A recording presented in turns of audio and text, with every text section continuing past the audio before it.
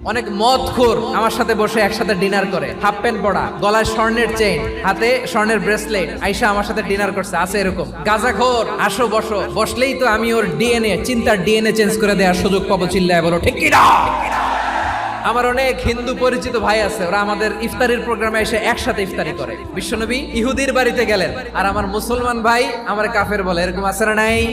মুসলিমরা দেখতে পারে না, সহ্য করতে পারে। বিষ্ণু ইসা ইসলামের খাদেম ছিল ইহুদি, এতদিন খেদমত করলো, একদিনও বিশ্বনবী ওর কালিমার দাওয়াত দেয় নাই। কারণ কি? বিশ্বনবী একটা ভালো সময়ের অপেক্ষা করতেছিলেন, দায়ী সুযোগ খুঁজে কখন দাওয়া দিলে ব্যাটে বলে হবে, ঝোপ বুঝে কোপ মারে। বিষ্ণু ইসা ইসলাম ভালো সময়ের অপেক্ষা করতেছিলেন, দেখি আস্তে আস্তে এমন সময় আসছে, ছেলে এবার মুমূর্ষ, যখনই টাইমিং পেয়েছেন দাওয়াত দিলেন, পড়ো লা ইলাহা ইল্লাল্লাহ। প্রতিবেশী ইহুদি হোক হিন্দু হোক, যাবেন, সুসম্পর্ক রাখবেন, উপহার দিবেন, বিপদে পাশে দাঁড়াবেন, অসুস্থ হইলে একটু আপেল নিয়ে যান, আঙ্গুর নিয়ে যান। ইসলামের বিউটি দেখে, সৌন্দর্য দেখে অবাক হবে, নসিব ভালো হলে কোনোদিন কালিমা পড়ে মুসলমান হয়ে যাবে।